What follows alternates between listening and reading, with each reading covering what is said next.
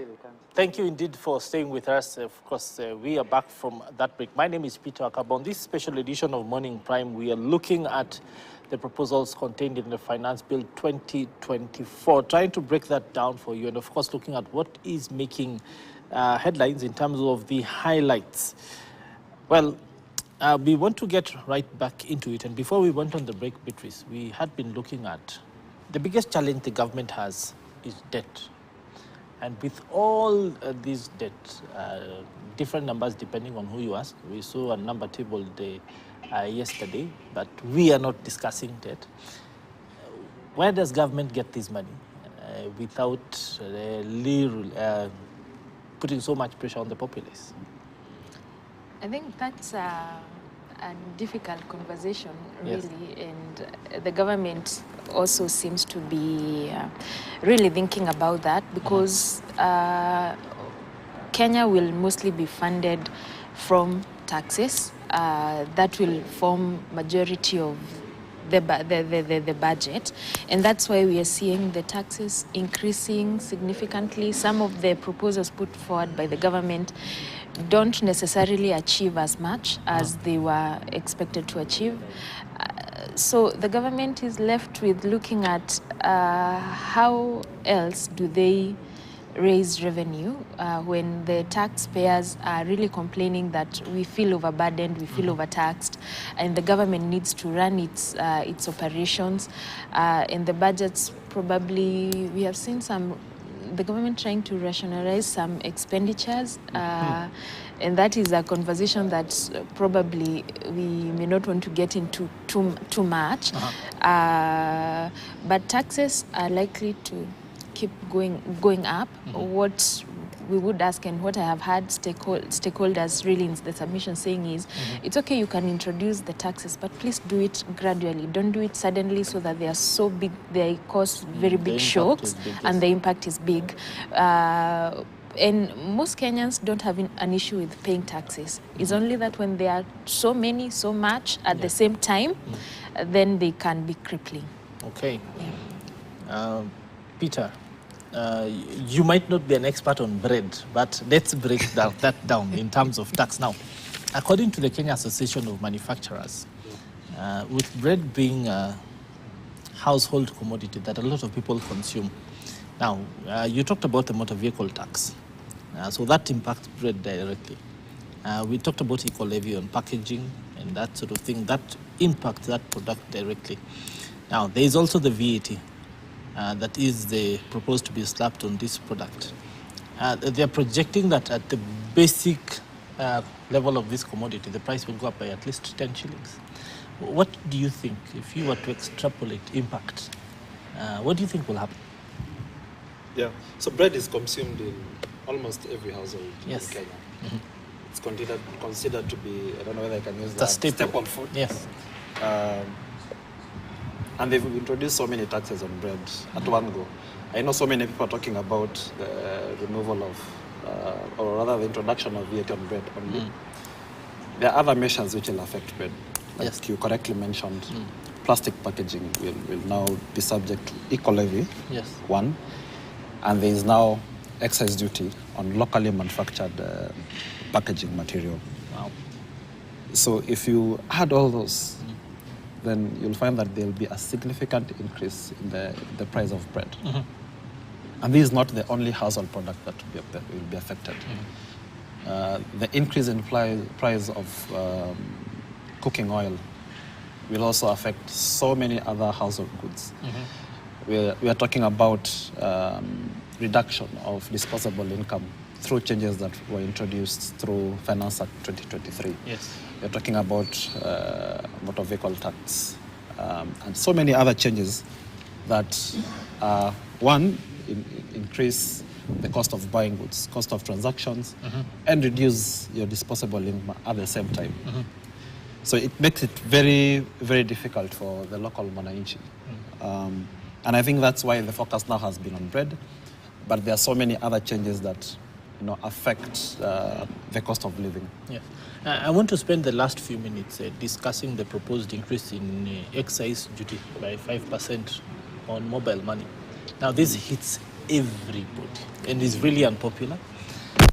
What do you expect would be the impact of this? We've seen a lot of conversation about deepening financial inclusion, about deepening digital inclusion and that sort of thing. But this sort of seems to fly in what the face of what government has been saying, saying one thing but doing another. What do you think will be the impact in this case? Yeah. So that I know your question is on excess duty, but I'll maybe touch on VAT a bit because Yes. there's now introduction of VAT on financial services. Yes. Since the VAT Act the current VAT Act was enacted in 2013, financial services have been exempted from VAT. And for a very good reason, to encourage financial inclusion. And of course, that has paid off over the years. So many Kenyans now can access financial services. Yes. And you transact, or rather you make bank or mobile money transactions without thinking about it, because the cost has not been very significant or heavily taxed. Yes. But now with the introduction of VAT on financial services and the increase of excess duty from 15% to 20% on money transfer services, then you're talking about a tax of 39% if you combine the two, and considering that VAT is also taxed on the excess. You're talking about tax of 39% on the cost. So that will discourage the level of transactions that we have, the formal transactions that we have. You're not going to see people think about transacting through mobile money or through banks. Yes. And it takes us back to where we've come from, trying to encourage financial inclusion in the Kenyan economy. Yeah. Even away from the tax measures themselves, the Finance Bill 2024 proposes some miscellaneous, so to say, amendments on various different laws. One of which is the removal of, basically a proposal to enable people who are holding your data to share it for tax purposes, right?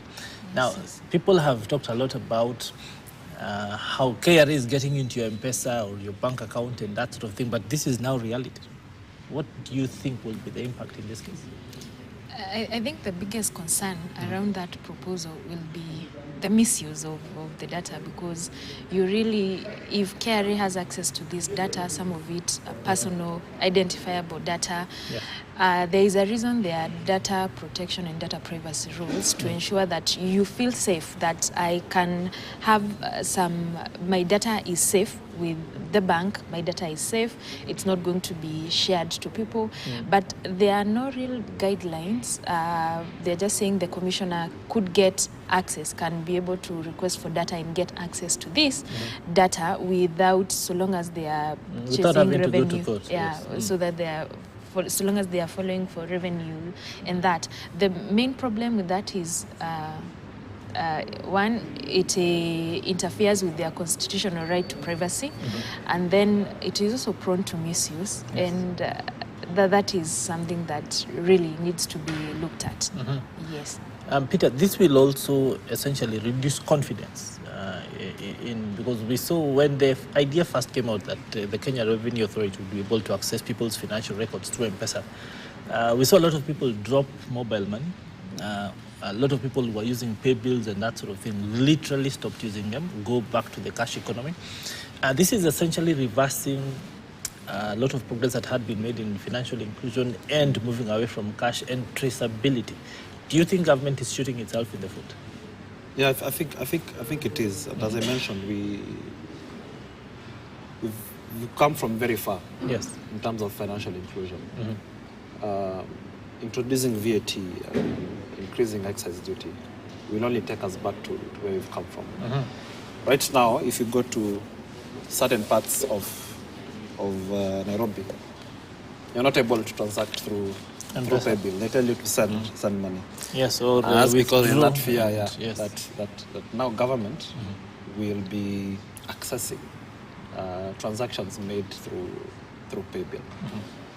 So what will happen if you make these transactions to be more expensive then even payment through M-Pesa will not be there. We'll go back to payments by cash. Yes. And that reduces government's visibility on the level of these transactions. They lose out on the excess duty that they could have collected in the first place if the rates were reasonable. Increasing taxes does not necessarily translate to increase in revenue generation. In fact, it's the exact opposite. So if you tax people at fair rates, then you encourage the level of transactions, you increase the level of economic activity, and there's also growth in revenue for the government. I think beautiful sentiments to help us end the show. I'm going to give you 30 seconds each. Start with you, Beatrice. Your final sentiment on this topic before we close. 30 seconds.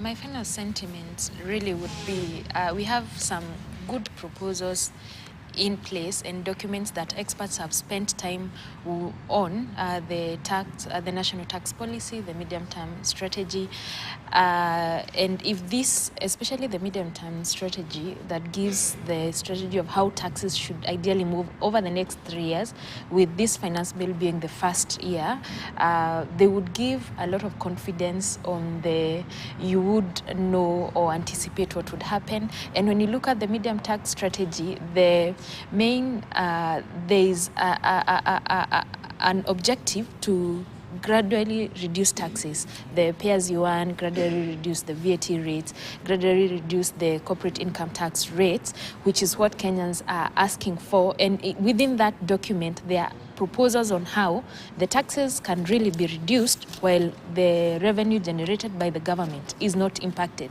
The revenue also goes up. It would be important for that to be emphasized and for more commitment on the implementation of the same.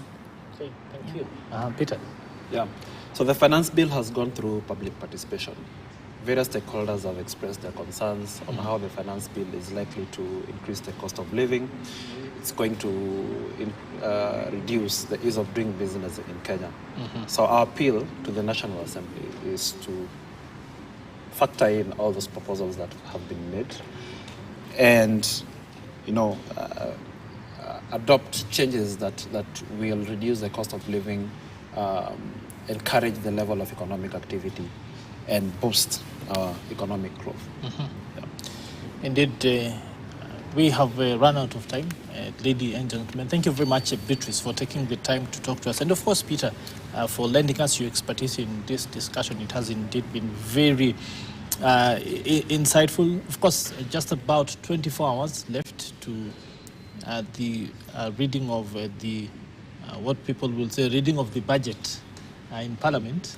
Of course, something that we are looking forward to.